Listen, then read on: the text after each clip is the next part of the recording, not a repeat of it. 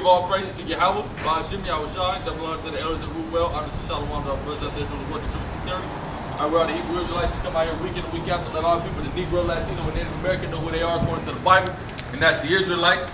All right, also to let everybody know the so-called white man is the devil and the Edomite according to the Bible. That's right. And America is known as Babylon the Great in the Bible, and it will soon be destroyed, man. That's right. All right. There's a lot going on right now. We're gonna get into what we left off on last week.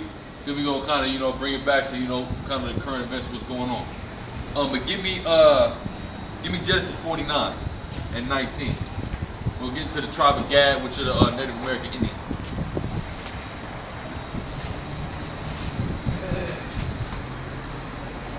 Got these sick ass dudes out here trying to still trying to refute the 12 tribes breakdown. Which again, man, that only proves that you're not on no level, man, on no spiritual level. And your understanding is carnal, much like the understanding of the so-called white man. That's right. All right. And when you trust in the understanding of the so-called white man, like it says in the book of Obadiah, the Lord is going to destroy wisdom by the team, man. But go ahead. This is Genesis chapter 49, verse 19. Gad, a troop shall overcome him. Gad, a troop shall overcome him. What's that troop that overcame the North American Indians? That's the cavalry, the U.S. cavalry, man. All right. They came over here and was killing their ass. Stole their land, killed their buffalo and such. Go ahead. But he shall overcome at the last. Gad shall overcome at the last, meaning in the last days when the world called Jesus Christ returns to deliver the elect to Israel, the tribe of Gad is going to overcome these crackers, much like all the rest of the tribe. That's right. Go straight overcome. You see what I'm saying? Get Deuteronomy 33, verse 20. Okay? Because the tribe of Gad is known for being, what the word Gad in itself means troop. So they troops, they warriors. You see what I'm saying? They're known for being warriors. That's their blessing. But read. Deuteronomy chapter 33, verse 20. And of Gad he said, blessed be he that enlargeth Gad. Blessed be he that enlargeth Gad. What is that speaking about? The land possession of Gad. Because when Gad came over here with the rest of the tribes, when the northern kingdom came over here, they all had different allotments for their land. Now Gad got the biggest section of land out of all the tribes. They got all the way from the southeast states, with the exception of like Florida and parts of Georgia. That's where the Seminoles is at. But they got from where the Seminoles region ends, they're in the southeast, all the way up into Canada, man. They got a enlarged land. That's what it's talking about when it said, blessed is he who enlargeth Gad. They even got into northern Mexico. That's really Gad's land. And then central Mexico originally was Issachar's land. And then when you got into the Caribbean Mexico and southern Mexico into the land of Guatemala, Belize and such, that was Zebulun. All right. But over the course of time, Issachar spread.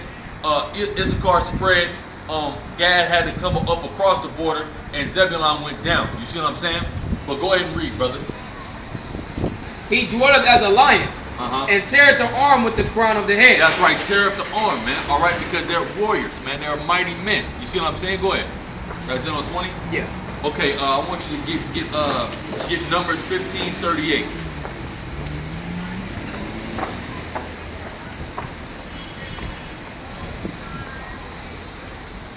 This is Numbers chapter 15, verse 38.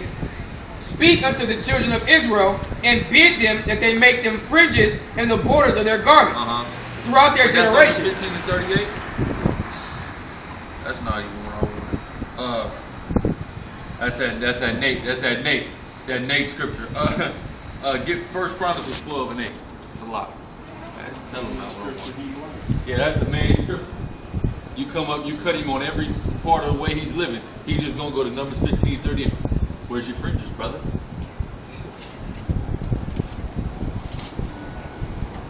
15:38. 15:38. This is 1 Chronicles chapter 15. It's like verse 12. Chapter 12, verse 38. No, verse 9. It's a lot. 12 and 9. 12 and 8. 12 and 8. This is 1 Chronicles chapter 12, verse 8. And of the Gadites, the tribe of Gad, right? Go ahead. There separated themselves unto David, in the hole to the wilderness, men of might and men of war. Men of might and men of war. So they know for being warriors. They know for being soldiers. They know for being troopers. All right. That's what the tribe of Gad is synonymous with, and that's what the Native American Indians is synonymous with. You got the cowboys and the Indians, many infamous wars. Esau made countless Western movies about just cowboys fighting Indians. They was giving the U.S. cavalry hell, but eventually the U.S. cavalry overcame them. Many wars, man, with the tribe of Gad. That's it on 8? No. Oh, go ahead. It says, men of might and men of war. That's right. Fit for the battle, that could handle shield and buckler. That's right, and they known for handling that shield and buckler. Bows and arrows and such. Spears. That's what the tribe of Gad, the Native Americans, is dealing with. Go ahead. Whose faces were like faces of lions, and were as swift as roes upon the mountain. That's right, they known for being swift. And it's even said that you had Native American Indians was playing lacrosse back when they was here, when they first got over here in the Americas, because they invented that sport, lacrosse. And they were playing lacrosse, and they would play on a field that was miles long, man. Why? Because they were swift, man. They was running. They would be able to run for long distances. You see what I'm saying? Without having to stop, without taking breaks and whatnot. You see what I'm saying? This is all talking about the tribe of Gad, man. Right. Get Deuteronomy 4:43.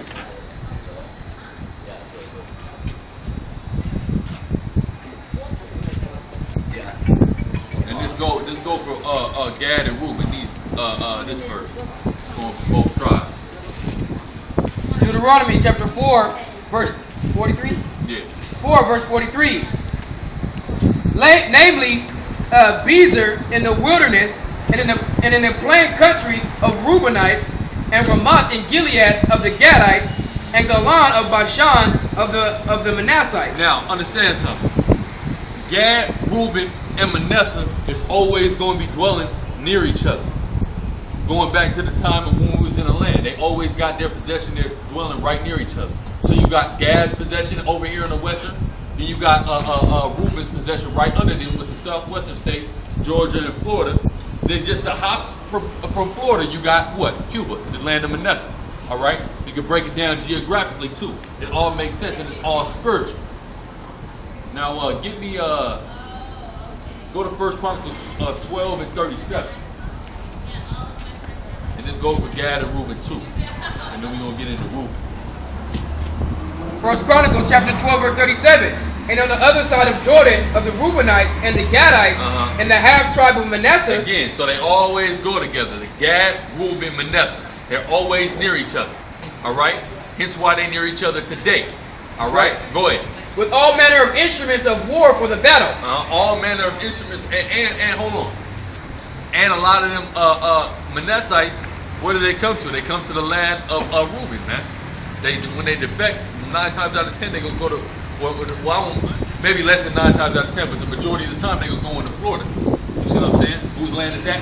Reuben. But it said what?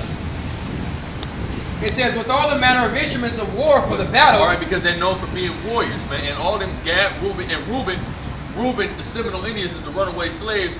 They were bands of smaller tribes that came together, which they was all the tribe of Reuben. But you know, they was broken up into clans and families and whatnot, right?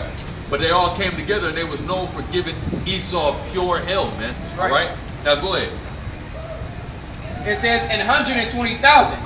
All these men of war that could keep rank came with a perfect heart to Hebron to make David king over all Israel. That's right. Came with a perfect heart, man. All right. That was back in the time when David was to be made king, man. All right. Now go back to Genesis 49, and I need you to read verses 3 and 4. All right, because that's it on Gad. Now we're going to segue all the way into Reuben, man, and just focus on the scriptures that befall Reuben exclusively. 49 what? Read 3 and 4. This is Genesis chapter 49, verse 3. Reuben, thou art my firstborn. That's right, Reuben, the first son of Israel. Right, go ahead. My might. His might, right? Again, they know for being mighty men. All right, go ahead. And the beginning of my strength. That's right, the beginning of his strength, being his firstborn. Go ahead. The excellency of dignity. All right, the excellency of dignity. That refers to they have royal mannerisms about themselves. Right. They wore the royal turbans and the royal garments, just like we did back in Israel. Right, go ahead. And the excellency of power. That's right, go ahead. Unstable as water. Unstable as water. Why? Because they were a nomadic tribe. They were being nomads all throughout Florida, throughout the different swamps and whatnot. Go ahead.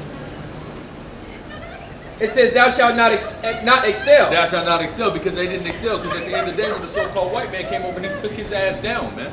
Right. All right. Go ahead. Because thou wentest up into thy father's bed. This is why he shouldn't excel, because thou wentest up into thy father's bed. Go ahead. Then defilest thou it. That's right. He defiled thou it because he had sex with his father's concubine. Go ahead. He went up to my couch. He went up to my couch, man. Meaning he popped my woman. That's what Jacob's saying. Reuben, you fucked my woman, man. You see what I'm saying? In which, you know, we used to have a Reubenite in the camp.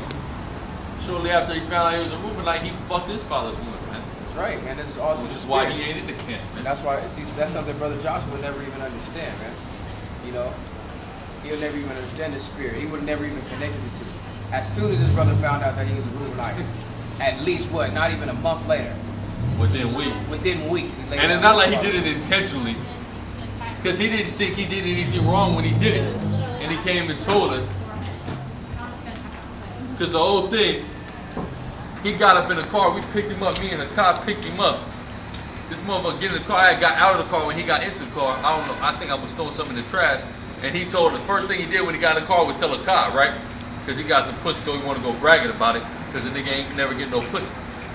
So I gets back in the car, and the guy's fucking in complete shock, man. He can't even believe what he just heard. So he tells me, he said, man, tell him what you just told me. And he said that shit, I literally lost it, man. You know? So he didn't do it on purpose. It wasn't like a self-fulfilling prophecy. That might be Reuben himself in a reincarnation, right, man. You know? But his whole life he was going around thinking he was a Judite, but he never all the way fit in with Judah, man. You know, he always kind of stuck out, man. You see what I'm saying? This brother can attest. He know the man well. He kind of was a little, his spirit was different. And that's why, because he was in the tribe of Reuben, man. I remember it was a couple weeks before, you feel me, we was going back and forth, contemplating what to do, to do. Trying to figure out what to do with him. Then we found the scripture, 1 Corinthians 5, 1-5, that's clear, man. Because really, the dude, he was always kind of slow. And he didn't really, you know, understand, man, what he did was totally wrong, man. But, you know, the Spirit put his ass out, which is good for him, man. That's right. Yeah, he didn't have understanding. Like I said, going back to the knowledge, wisdom, understanding thing, he had a lot of knowledge, but he didn't have wisdom and understanding. And then all I get understanding, which he didn't get none of, man. You know? But, where we at? I just called what? Genesis 49? 49, 34. Okay, go to Deuteronomy 33:6.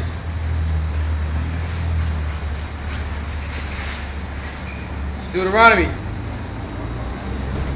chapter 33, verse 6. Let Reuben live and not die. Let Reuben live and not die. Because the amount of Seminoles has been, you know, dwindled down, man. But he's still living, man.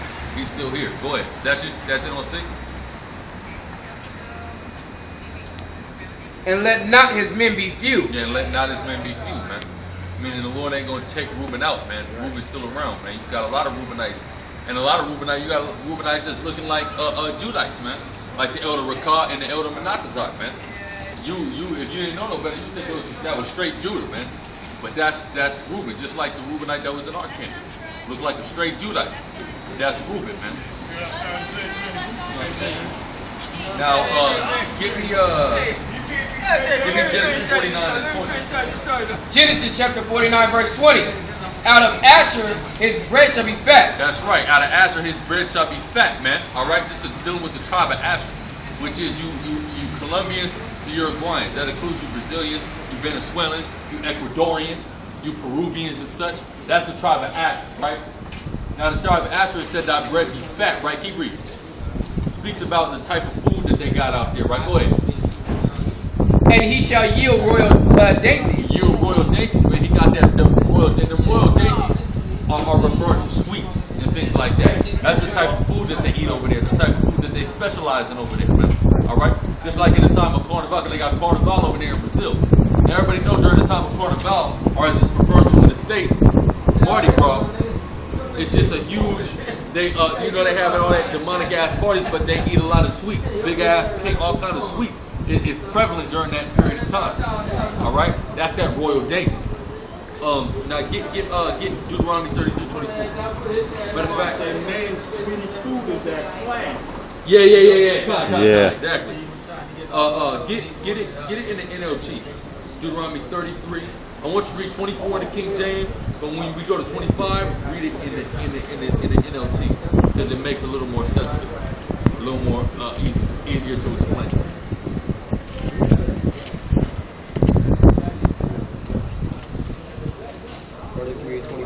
33, yeah, 24, and then 25 in the NLT. It's Deuteronomy chapter 33, verse 24. And of Asher he said, let Asher be blessed with the children. Let Asher be blessed with children. Let him be acceptable to his brethren. Exactly. Let him be blessed with children, because there's a lot of people down there, and that's a large group of people. All right, there's various countries. Right now, go ahead. And let him dip his foot in oil. All right, let him be, meaning let him be anointed, man. All right, let him be. It's referring to when it said dip his foot in oil. It's talking about that olive oil. Let him be anointed. Right, go ahead. It says, may the bolts of your gates be of iron and bronze. Okay, man, the bolts of thy gate, meaning let thy be strong, man. Let them be strong nations. Because you got this thing that's going on with Bolivia, Venezuela right now. They looking at America, they saying, fuck America. We're secure without America. We don't need the IMF. We don't need the U.S. Embassy. We don't need the UN. We don't need any of that shit. That's what they saying right now. Why? Because their bolts are strong. Read that part again. May the bolts of your gates be of iron and bronze. Exactly, of iron and bronze, man. Meaning they're strong, man. They're doing in strength. All right, they're doing in security down there, man, to a point. Right, go ahead.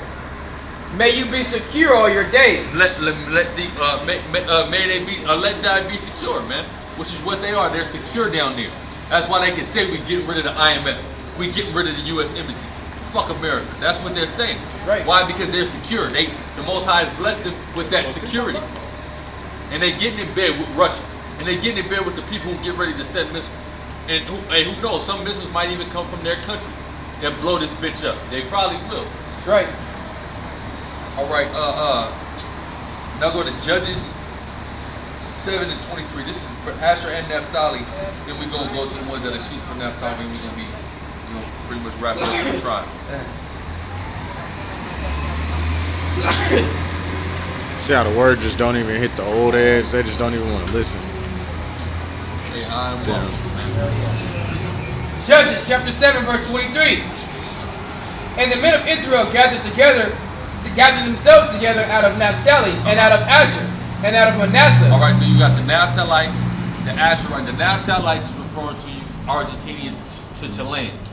You Asherites refer to you Colombians all the way to you Uruguayans, you Bolivians, you Paraguayans, Brazilians, the indigenous Guyanese and such. That's talking about Asher. Now Manasseh, that's talking about the Cubans, right? Go ahead. This is all key, right? Go ahead. And pursued after the Midianites. And they pursued after the Midianites. During this time of Judges, our oppressor was the Midianites. But who's our oppressor now? The Edomites. Namely the Edomites, the so-called Western Edomites. Those are our oppressors, right? Now what are they doing? Cuba, along with many of the Asherite countries, as well as Argentina, which is a Naphtali country, what are they doing? They're teaming up, they're getting down with Russia, and they're trying to chase, they're trying to give it to these Western crackers, man. Namely the Americans. When you take a look at what's going on, man. All right? They're all trying to get in bed because Cuba and Venezuela, which is Manasseh and Asher, they already done been in bed with Russia. Now the rest of the Asherite and the Naphtali countries is following the same thing. They're trying to get in bed with Russia, which is going to lead to likely them sending missiles from their countries to America when this whole shit crack off, man. When World War III kick off and the lines in the sand are drawn, what line are those Asherite, the Manassite, the Naphtali countries going? They're going with Russia. They're going with Iran. They're going with China. They're going with North Korea. They're going with Pakistan. You see what I'm saying? Syria. All right. So that's what all that's dealing with. But you can't. But these dudes, they can't take scripture and prophecy and plug it into what's going on right now and be spiritual about it. That's why they don't have any understanding on the tribe. All right. Now, go back to Genesis 49, 3:49 and 21 and Naphtali. Genesis chapter 49, verse 21. Naphtali is a hind let loose. That's right. Naphtali is a hind let loose. Right. Go ahead. Because they're also nomadic. Go ahead. He giveth goodly words. That's it. He giveth goodly word. Okay. Now go to Deuteronomy 33:23. Deuteronomy chapter 33 verse 23. And of Naphtali he said, O Naphtali, satisfied with favor and full with the blessing of the Lord, possessed with the west and the south. Possessed the west and the south. Now, you know, this dude Bubba is saying, oh, the word west is really the seas. It's talking about the seas of the south. But they do possess the seas of the south. The furthest point in the Pacific, the furthest southern point in the Pacific, they possess in Argentina and Chile. Because they're only literally a skip to Antarctica. So they do possess the South Seas. That's not talking about no goddamn Pacific Islanders, man. Because he's going to go to Genesis and say, oh, the pleasant words. That's talking about when you get off the plane in Hawaii and they lay you when they tell you aloha. That's bullshit, man. What you trying to do is include more people into Israel so you can get more money from there and get more of them to move to Egypt. And so you can rob them, man. You're a piece of shit. All right? And they do possess the South Seas, the most southern, almost nearly the most southern point in the Pacific, to where they can literally swim to Antarctica, man. If it wasn't so goddamn cold, that is. You see what I'm saying? The niggas ain't got that understanding. Now go to Revelation 7. We're gonna go to Revelation 7.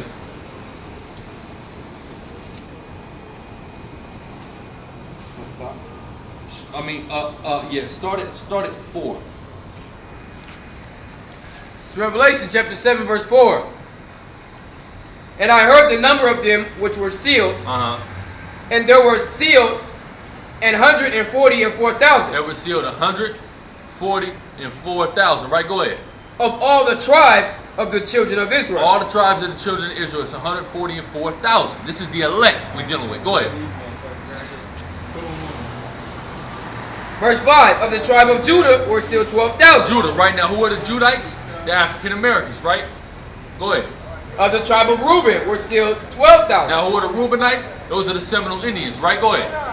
Of the tribe of Gad were sealed 12,000. Of the tribe of Gad, that's the Native American Indians. Now, you got to notice something. Gad, Reuben, and Judah all dwell where? The United States of America. That's right. They were all listed geographically, right? Some might call it a coincidence, but let's see if it's coincidence. Keep going. Of the tribe of Asher were sealed 12,000. Now, who are the Asherites, Colombians, all the way to the Uruguayans down there in South America? Go ahead. Of the tribe of Naphtali were sealed 12,000. That's you Argentinian and Chilean. That's the whole South America just covered in 2 tribes. Again, geographically listed. No other place are these tribes listed in this order. Go ahead. Of the tribe of Manasseh were sealed 12,000. That's the Cubans, right? Go ahead. Of the tribe of Simeon were sealed 12,000. That's the Dominicans. Go ahead. Of the tribe of Levi were sealed 12,000. That's the Haitians. Them Cuba and Hispaniola is again a swim away from each other, man. All right? All geographically named. You mean to tell me this is a coincidence? There's no other time where the tribes is named like this, but right here. But this is a coincidence, right? Go ahead. Of the tribe of Issachar were sealed 12,000. That's the Mexicans. Go ahead. Of the tribe of Zebulun were sealed 12,000. That's you Guatemalans, to you Panamanians, you native Belizeans and such. That's right up under Mexico. You Costa Ricans and such. That's right up under Mexico. Again, geographically listed. Go ahead. Of the tribe of Joseph were sealed 12,000. Of the tribe of Joseph, that's you Puerto Ricans, right? Go ahead. Of the tribe of Benjamin were sealed 12,000. That's taking up the rest of the West Indies. You got Puerto Rico, and surrounding Puerto Rico, you got the Bahamas, you got Jamaica, you got Grenada, you got Barbados, you got St. Turks and Caicos, all Dominica, all them Benjamite Islands down there. That's all. It was all listed geographically for a reason.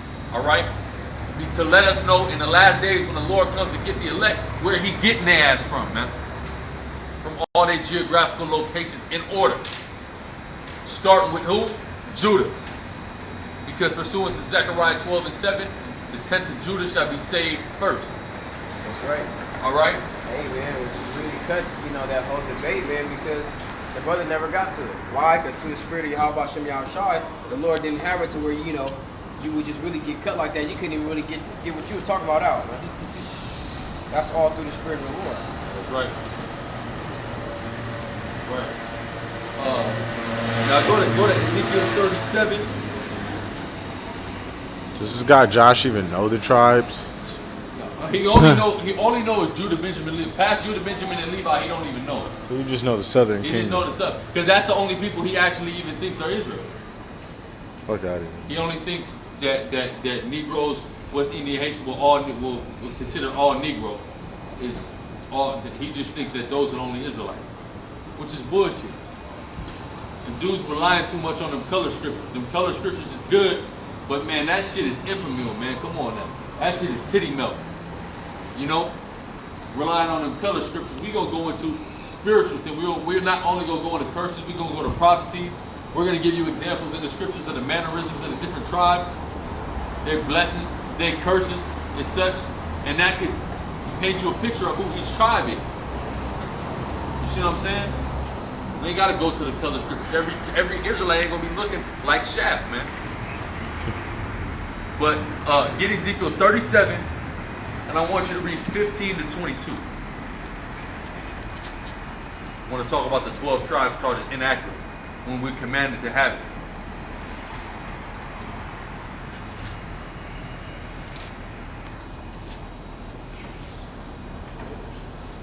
(15:22)? 15 to 22. Ezekiel chapter 37, verse 15. The word of the Lord came again unto me, saying, Moreover, thou son of man, take thee one stick, and write upon it. For Judah and the children of Israel is companions. Exactly, for Judah and the children of Israel, his companions. Who are the companions of Judah? Benjamin and Levi, the southern kingdom. Right, go ahead. Then take another stick and write upon it, for Joseph, the stick of Ephraim, and for all the house of Israel, his companions. Exactly, the northern kingdom, the native, the Latinos and the Native Americans. Go ahead. And join them one to another into one stick. All right, into one stick, and that word "stick" in the Hebrew is plank. All right, go ahead. And they shall become one in thine hand. And they shall become one in thine hand.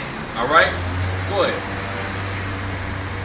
And when the children of thy people shall speak unto thee, saying, Wilt thou not show us what thou meanest by these? All right, now look. Let me tell you something. How can I put it? Basically, it's the same thing. When we got the sign, and our people, the Negro, Latino, Native American, when they walk up and they say, "What the fuck does this mean, man?" This is what this is. This is a prophecy in Ezekiel of what that's talking about. If that's not what that's talking about, please explain to me what that's talking about. So when our people walk up and they ask, "What does this sign mean?" We say, "Look, this means what's your nationality?" "Oh, I'm a Mexican." "I'm gonna tell you what this sign means. This sign means that tribe right there, Issachar. That's you. That's what that means. You a Hebrew Israelite. All right.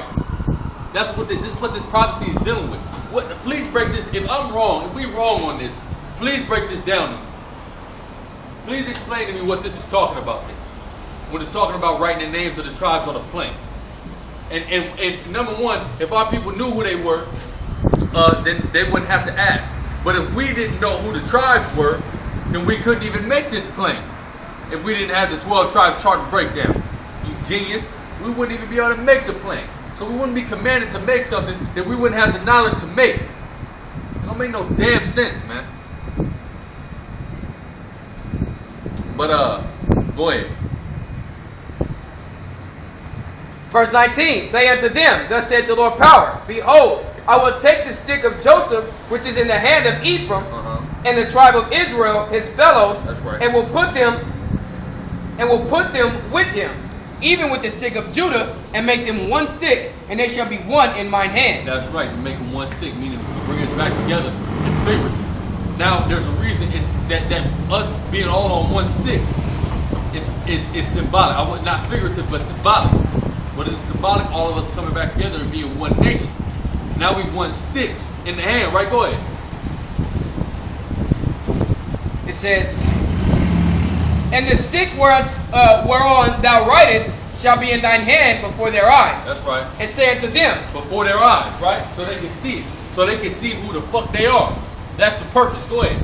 Thus saith the Lord power, Behold, I will take the children of Israel from among the heathen, whither they be gone, and will gather them on every side. That's right. And bring them into their own land, and I will make them one nation in the land upon the mountains of Israel. And one king shall be king to them all, and they shall be no more two nations, neither shall they be divided into two kingdoms any more at all. Neither shall they defile themselves any more with their idols, nor with their detestable things, nor with any of their transgressors. But I will save them out of their dwelling place, wherein they have sinned, and will cleanse them. Well, so where's that dwelling place where we have sinned that we get saved out of? That's a miracle. This is that place where we going after the idols. Go ahead. Where you at? I'm at verse 23. Jump to 27. Read 27 to 28. 27, 28. Yeah. Want me to finish 23 or no? You started 23? Yeah. All right, finish 23. So shall they be my people, and I will be their power. Exactly. You know, which goes what? Fulfills in it's just fulfilled in or speaks again in the prophecy of Romans the 9th chapter. Okay? That's right. Verse 27. My tabernacle also shall be with them. That's right. The tabernacle shall be with us. Not nobody else. Go ahead. Yea, I will be their power. And they shall be. Where the strangers? It's right. Just strangers? Right. Snuck in? And they shall be my people. And the heathen shall know that I, the Lord, do sanctify Israel. Now who gonna know? The white man gonna know. The Arab man gonna know. The African man gonna know. The Asian man gonna know. What? That who is sanctified? The Negro, Latino, and Native American. The people they oppress. The people they rape, robbed, and murder. The people that they conspire with one another against. Right? Go ahead. Hey, the strangers. Right. That's where the strangers come in. Right there. When they gonna be looking fucking stupid. Those strangers are the ones that's gonna know. You know? They don't know what's going on. They're strangers to the situation. We're not strangers in this. Hey, we know who we are. Hey, those strangers is going to see the strangeness of the salvation. Right? So, hey, it is going to be the strangers, you know? Strangers is when it's going to be strange to the salvation of it. It's going to be like... Some strange shit. It's a real peculiar, bizarre event that's going on right now. That's right. You know? It's very strange. Verse 28, and the heathen shall know that I do sanctify Israel. That's right. When my sanctuary shall be in the midst of them. Wait. The strange, it's going to be in the midst of the stranger. Right. Wait. The sanctuary going to be with the stranger's going to have the sanctuary. It don't say nothing like that, man. Right. Niggas over here talking about the stranger danger shit, man. Stranger danger. But you believe you an Israelite. But you over here talking about some goddamn stranger. You don't even know. You can't even begin to wrap your head around the concept of that stranger. Which we're gonna get into. Debate Talk for you this Tuesday. Tune in. We're gonna get into the stranger danger. All right. We're gonna get all the way into it through the spirit of Yahweh Bashim Yahushai, man. That's right. All right. And see, that's the thing, man, because when you think about it, this is why the brother calls it, ABC, absolute Bible confusion, is because when you think about it, if you want to say that there were people that entered into the covenant when the Lord gave the covenant to Israel, right? That means that only those people that entered into the covenant is the ones that's going to be, if this is hypothetical, if the Lord brought them into the covenant, only those people are going to be able to come into the covenant. You're still preaching unto all nations, saying that all nations can't come in. You're not saying, I'm preaching unto all nations because there are a few of those, nations that are already elect, that have been brought into the covenant. You're not identifying it like that. So you're giving these rest of these nations, the idea that they can come in and join us to Israel. When out of your mouth you clearly say there's nowhere in the Bible where the scriptures say anybody that keeps the law, statutes, and commandments of the Most High can't be Israel. You say that there's nowhere in the Bible where it says that, out of your mouth. Okay? But then you preach that you could be spiritually Israel if you believe in the Most High and keep His commandments. You're saying that the Most High has created confusion, like, I brought some people in back then, so that means, people going to be brought back in today. They calling the Most High double-minded, Double-minded. Basically what they're doing is they're blaspheming the Bible. That's all they blaspheming the Most High. That's all they do. A bunch of blasphemy. And all y'all going to have your place in the lake of fire, man. Pursuant to Revelation 21:8. Y'all gonna have your part, and it's gonna be beautiful, and we're gonna laugh it up, Right. Wicked dudes. So and you're gonna be shameful when you wake up on the other side. You're gonna be ashamed for that wicked that you're doing just to establish your own righteousness. He's them wicked dudes that they was talking about in Maccabees. Yeah, He was bringing up earlier. Yeah, exactly. That's exactly who he is. Yeah, the ones that actually, partook. Like they knew, and they were like, Like, I'm just gonna go there. Just do with the strangers. Fuck it. Fuck it. When in Rome. That's where they come from. They all come from Jake. When you go to Romans, the first chapter, that's where that whole when in Rome concept and saying comes from. You know, the so-called white man was in Rome being faggots. So when Jake went up to Rome, they was being faggots. Hence, Romans the first chapter. Why Paul said what he said towards the end. But give me that. Where you at? You finished that? Yeah. Okay, go to. Because I want to. Oh, so no, go ahead. And the heathens shall know that I, the Lord, do sanctify Israel, when my sanctuary shall be in the midst of them forevermore. That's right. Now look, something else. Forevermore, by the way. So ain't no strangers gonna just creep in unaware at that point. Now, this nigga Josh kept saying, "Oh, he don't separate you by tribe; he separates you by sin." No, Josh. Go to Numbers 26 and 55. What we gonna see about that? Number one, we always is gonna stick within the tribe. That's right. There might be a few here and there, slip through the cracks, but for the most part, the vast majority, we're going to stick to the tribe. All right? And that's plain and simple. This is Numbers chapter 26. It's a lot. Verse 55. Notwithstanding, the land shall be divided by lot. Ooh, the land shall be divided by lot, right? Go ahead. According to the names of the tribes of their fathers. They shall inherit. That's right. So that was always our custom. Divide each other by lot to where we, you know what I'm saying, always section each other off by tribes. We're going to go further into it. Go ahead. It's a lot, bro. It really doesn't make sense because if he's dividing us or scattering us by sin and not by tribe, everybody didn't go off. Everybody wasn't going off at that time. So, that's right. So that means it'd be still, you know, people right now that are, you know, still, you know, receiving divine, you know, connection with the Most High, you know, without the scriptures. You see what I'm saying? Like that really makes no sense, dude. Because it was like how we say it, the majority of the tribe or the nation that was going off, and the whole nation had to, you know, suffer for it. You know, it's sick. Same thing that we tell the so-called white man with you know a few people in the nation of Israel going off. You know, the rest of the nation, as you were saying, away like benefits from it. So it wasn't every Edomite whipping our backs and killing our women and raping our women. No, but the rest of them that didn't do the, you know, the direct, you know, damage or the direct, you know, transgression, they benefited from it. So that's why they get to get punished for it. They got what Paul Mooney calls the complexion for the protection. Even though you might not have did that, you still reap the benefits of that. Because when you're more likely to get a job, you're more likely to get accepted, you're more likely to get away with something than the Jake. Why? Because of the way you look. Because of what your foreparents did. Now, like I said, even if you didn't partake in it, you still are reaping the benefits of it. Right. Like us, we out here, Lord willing, we hope we the elect. Now the elect is doing the work for an entire nation, a numberless nation of people, an innumerable amount of people. Now an innumerable amount of people are getting ready to reap the benefits off the backs of 144,000 men. That's right. You see what I'm saying? So that really right there, man. That just clearly shit goes to show that he scattered us by nations, all right, and he's gonna gather us up by nations. He never said, all right, Samson, I'm gonna go gather you from here. David, I'm gonna gather you from there.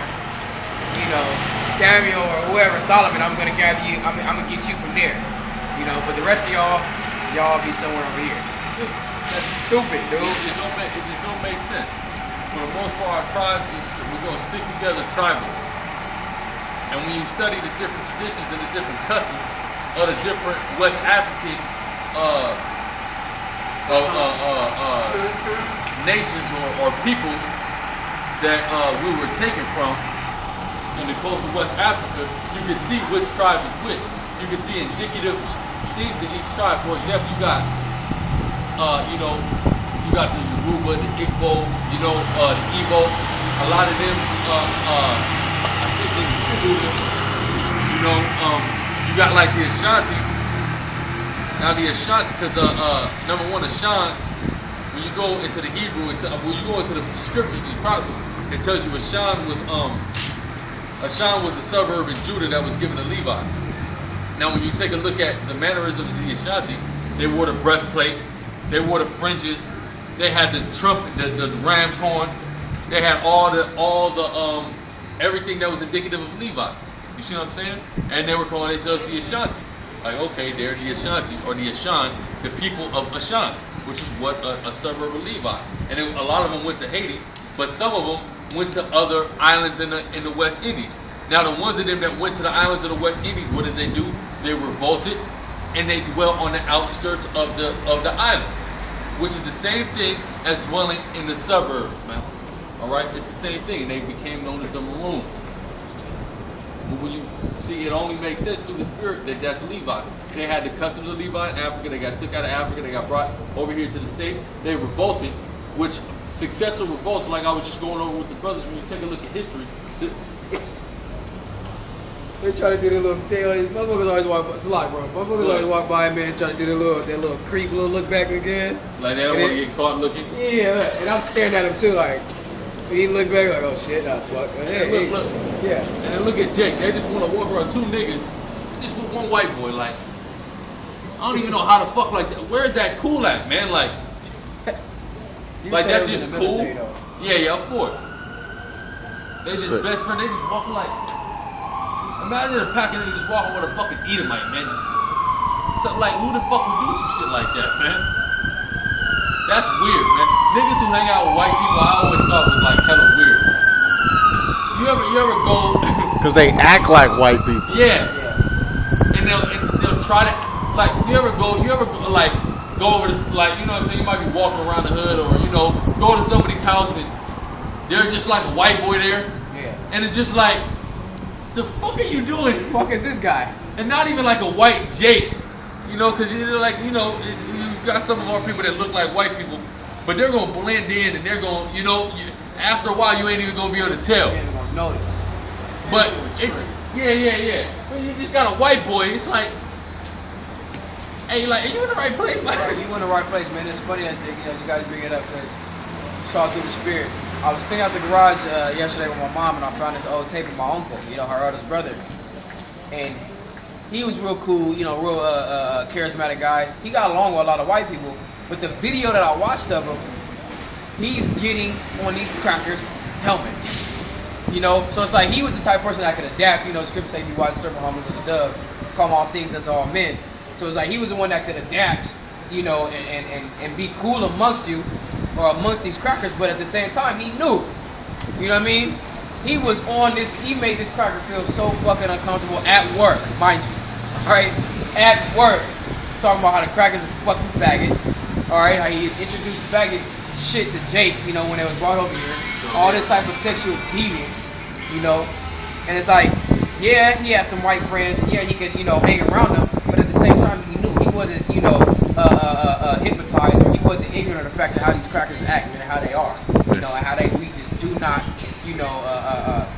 vibe, or we do not really connect with these motherfuckers. And see, that's another thing that's kind of wrong with our people, because our people are just like, that's mean to say something about these crackers. You feel me? Like, I don't want to hurt that cracker's feelings. I don't want to do anything to harm them. Why the fuck not? They did everything to you, man. They did everything to you. They didn't give a good And they still make you feel uncomfortable. Yeah, and they still don't give a good goddamn fuck. Funny thing, man, I was telling my girl, because I said, the only time that they give you any type of respect, or really kind of give you some fair treatment, is when you do the things that they do. You walk in with a shirt and tie on, or a suit, this and the rest. Oh, now it's like, okay, well, it's just kind of dings in their head. Oh, house nigga, or Uncle Tom. Oh, okay, he's the one that we want to talk to. If I want to come in some regular clothes that I usually wear, jeans and a shirt, I don't get that type of that type of treatment. You sit down at the table. Motherfuckers sit you down, and they don't come take your order for another 20, 30 minutes. Or until I come in there and I nut up on your ass. Yeah, so that's usually just how things go down. They don't give a damn about you. At all. And y'all just want to be amongst these motherfuckers. They want to be kicking it. It's not weird, man. I grew up in a lot of suburban areas. You feel me? White boys could never come to my house. I never had white friends like that. I'm trying to think. I had one one white dude come into my house, and that's just because he gave me a ride. I just able to use the bathroom. Simply plain. Only white people that came to my house was feds, The police. and Social Security, CPS. There wasn't nobody I wanted there. I didn't want you in my fucking house. I didn't invite you. You feel me? I go kick it with the, you feel me, the Arabs down the street. You feel me? They can come over. You feel me? I want to blow some shit up. You feel me? Let's go. The fucking cracker, like. When I think about this shit, the white dude had came with another black dude. It's like it wasn't even really like directly through me. You know, That's like, all it goes to. yeah, you know, like a motherfucker always just end up at your house through somebody else. It's like I ain't tripping, but Because he feels safe. yeah, like I ain't tripping, but you know, It's like, what is this white motherfucker doing, man? And then y'all ain't never got nothing in common. Like, yeah, white motherfuckers just weird, man. They potato salad tastes nasty.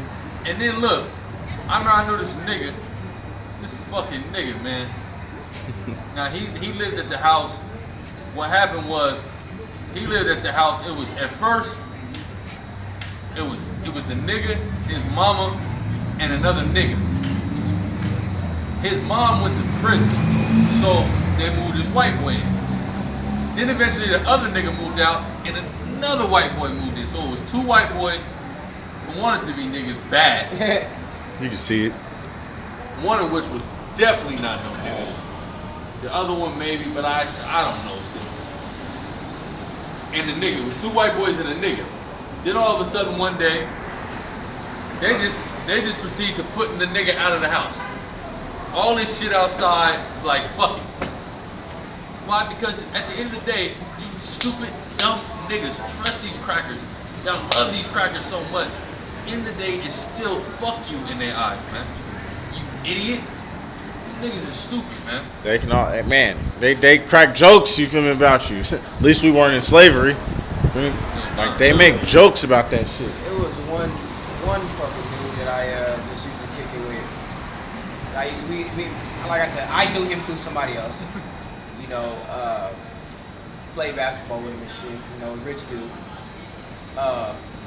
Always, you know, he's always come scoop us on the weekends. You know, for like maybe a couple months straight. You know, he always had that spurt where you just kicking Fucking with somebody, yeah, for a little minute, you know, and then kind of fall off. Yeah. Couple months, man. He always comes scoop me and my boy up on the weekend, man. We chill out with him, go fuck with, you know, the white bitches or the white people over in you know, Palomo, in the white neighborhood. We stopped fucking with him for maybe about a few weeks, maybe a month.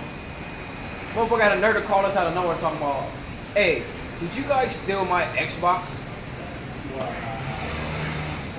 I ain't kicked you with you in a month, but I'm the first suspect, right? First of all, yeah, I haven't kicked it with you in a month, which means you obviously ain't noticed the shit, which is stupid. You know, that was back when Xbox and video games were really at the height of, you know, at their peak.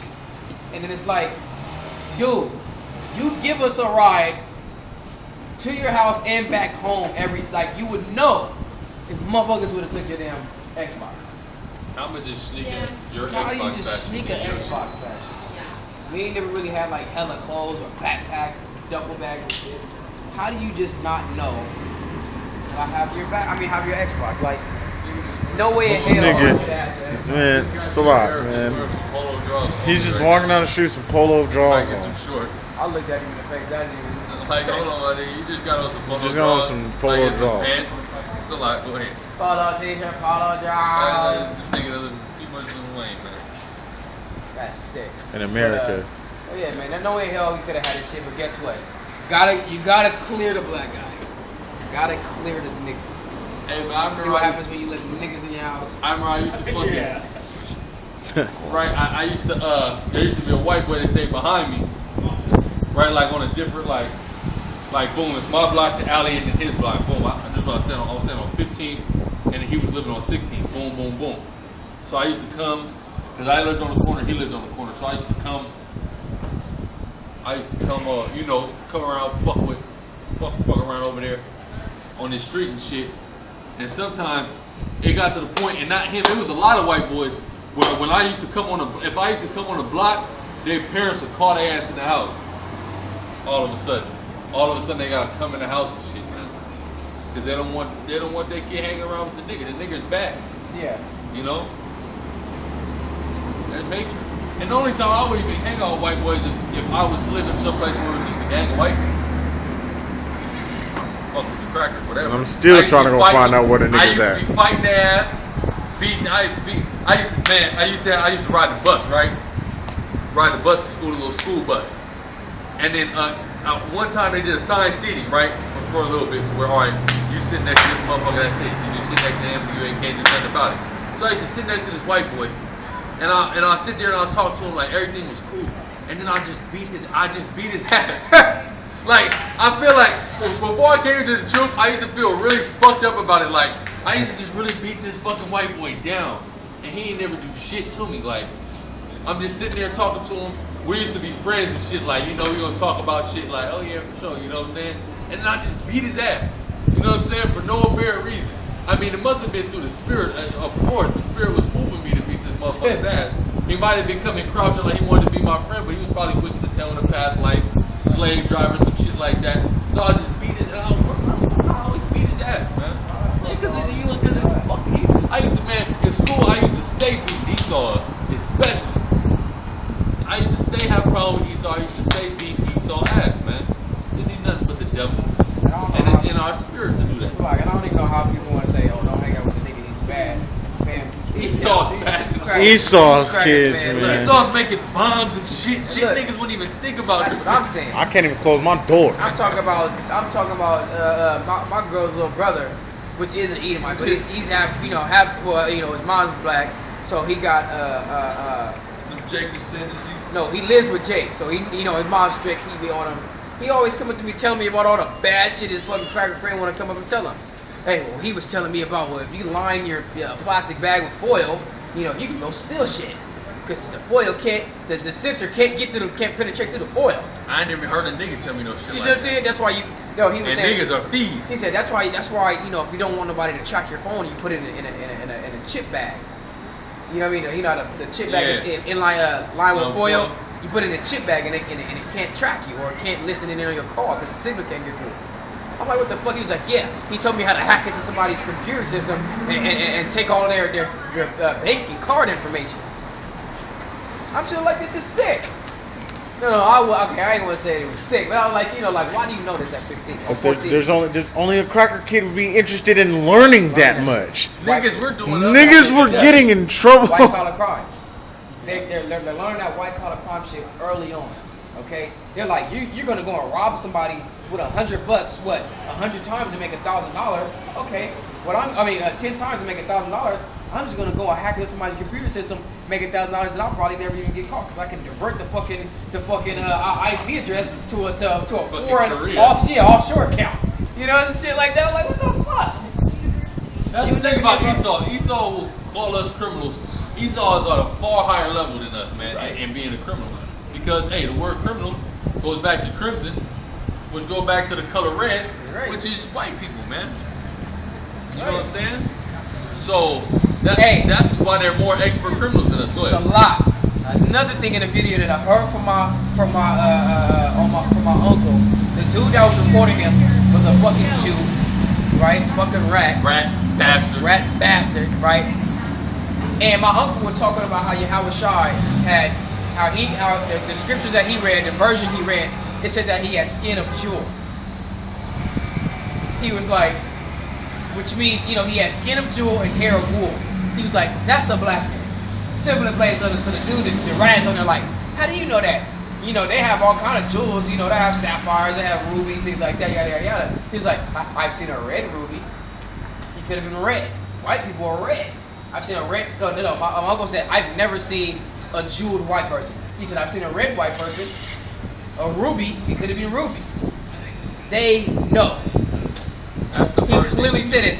Look, it's a VHS tape too. I was telling my mom, I was like, I want to convert this into a DVD, all right? And I really wanted to break down the audio of this track. And the things that my uncle was saying, it was all spiritual, man. It was a definite spiritual thing. He said, I've seen a red white person before, and I've seen a red ruby. It's a jewel. I said, that is cold. That is cold. Not saying y'all shot a white man, but that's cold how you guys know that you're red. You guys know you're red. You're sick. know good goddamn well you're Good red. goddamn well. No other color you guys can do. If y'all wasn't, then copper tone wouldn't even exist. That company wouldn't be invented. How the fuck did y'all even come about calling yourselves white people? Because white symbolizes purity. Okay. And they call us black because that symbolizes darkness, wickedness. Right. So what they did was they tried to play a semantical game with our subconscious, man. Alright. In oppressing us and bringing us down. Yeah, man, that shit was so funny, man. My uncle was just getting up his crackers, man. Like, they some faggots. He was like, you know, it's like the brother was saying, you guys are playing a psychological mind game with us. Oh, angel cake is white. Oh, yeah. Devil's food is chocolate. Hey, but why does the devil's food taste better than the angel's food? Way better. You see what I'm saying? Right. Yeah, that's right. And it's funny too because with you guys is psychological games, you're saying that the devil is greater than the Most High. Precisely. You're saying that the devil is greater than the Most High. Black is synonymous with evil. Why are black people better than white people? Why are we outperform? Why are we going mono? We're going to outperform them. That's right. If you want to play a real game of survival, want to play a real game of outwitting, outlasting, and outplaying somebody, we're going to win. See, they put all this bullshit. See, this is what Esau do. Esau put you in a game show where you can get voted out. Jake is going to get voted out. Yeah. If I'm on a game show, y'all gonna vote me out the first chance you get. Guaranteed. Sure. I'm just an asshole, and I don't like you. And I'm better than you. I'm better than you, and you're gonna know that when you meet me. I'm not gonna play fool with you. So what are you gonna do? You're gonna vote me the fuck out. Alright, that's cool. You see what I'm saying? But if we're going head up, we're going to battle of wits. Let's go to a battle of wits here. And let's see who can win. Let's see if we can here's the thing about when you're in this troop, you know, the spirit of Yahweh should be outside the troop. We can deal according to y'all rhetoric and defeat you with your own rhetoric. Exactly. Like proving the so-called white man is Esau. We don't even got to go to the Bible. We can prove that the so-called white man is, well, you got to go to the Bible because you got to go to the Bible to know who Esau is. But you can prove the so-called white man is Esau or is not who they say they are by their own rhetoric. By their own bullshit scientific facts, man, which are no facts. You see what I'm saying? The so-called white man, he's just simple. But you got the elitists, especially a so-called Jew, he knows what's going down, man. He knows the business. That's how he knows he knows he's a red devil. You see what I'm saying? He knows that. It's not no secret to him. So that's why he gonna throw in that little, I've seen a white red person. I've seen a red ruby. You see what I'm saying? Because he knows he's red. He know he's a red man. He know he Joshua. He know he's out of one. Right. You see what I'm saying? But where we at? Give me Ezra 10 and 16. We're gonna go back to the tribe real quick.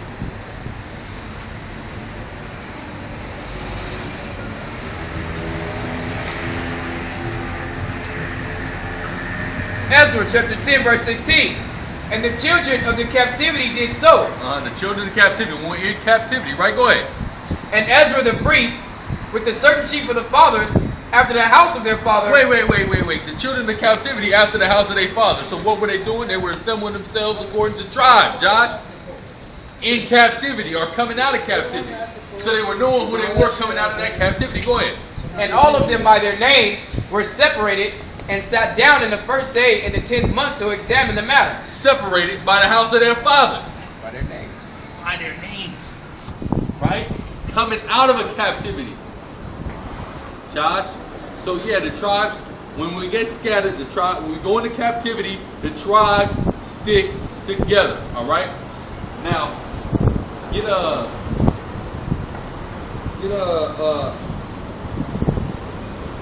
go to Ezra 1. Start at the 5th verse.